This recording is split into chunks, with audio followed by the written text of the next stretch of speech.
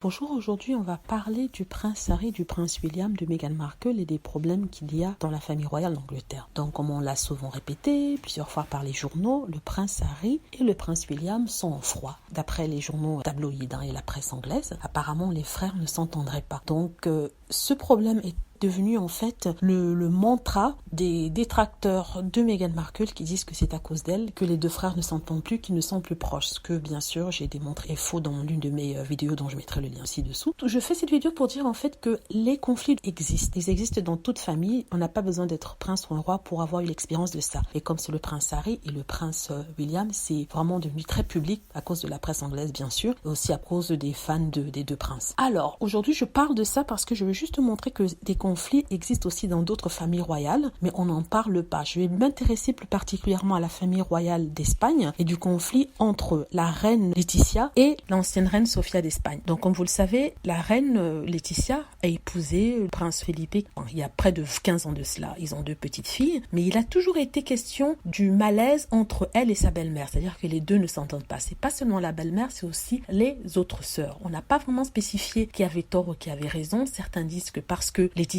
était une femme du peuple, ses parents n'étaient pas pauvres mais ils étaient moyens, elle était journaliste, donc elle n'a pas vraiment été acceptée dans la famille. C'était pas le premier choix de la reine-mère Sofia, mais le fils a insisté pour pouvoir épouser Sofia. À l'époque, même la presse espagnole n'était pas totalement pour parce que voilà, elle était divorcée et elle avait un certain âge. Et à l'époque aussi, comme je disais, comme Meghan Markle, c'est une divorcée, elle était divorcée depuis 1 an avant de se mettre en relation avec le prince, et l'ex-mari de la future reine était venu raconter leur histoire en disant qu'elle avait abandonné sans même se retourner, qu'elle avait demandé le divorce et que ça s'était très mal passé entre eux, ils ne se parlaient plus. Donc je crois que le fait qu'elle soit divorcée a posé problème aux traditionalistes espagnols, ce qui fait que la reine en même temps, qui est très très traditionnelle, n'aimait peut-être pas sa belle-fille pour cela. Donc fast forward, comme on dit en anglais, en 2018, où la reine Laetitia avec sa belle-mère ont été vus en train de se battre. Ça c'était du jamais vu, ça a fait un mini scandale sur le plan international, mais très gros scandale en Espagne. On a cru que la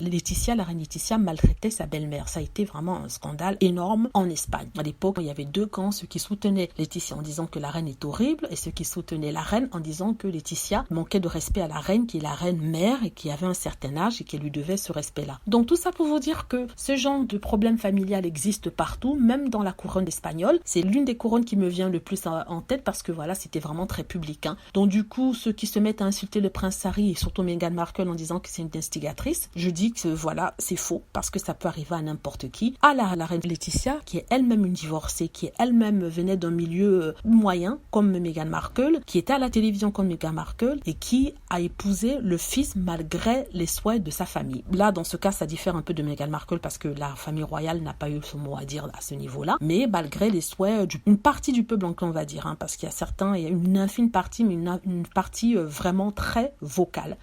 Voilà, c'est mon commentaire par rapport à cela, pour dire que ce sont des choses qui arrivent. Ce n'est pas seulement Meghan Markle qui est la seule divorcée qui veut épouser un prince, il y a aussi Laetitia d'Espagne. Voilà, merci d'avoir écouté. N'hésitez pas à laisser des commentaires si vous approuvez, vous êtes d'accord avec moi, ou si vous n'êtes pas d'accord.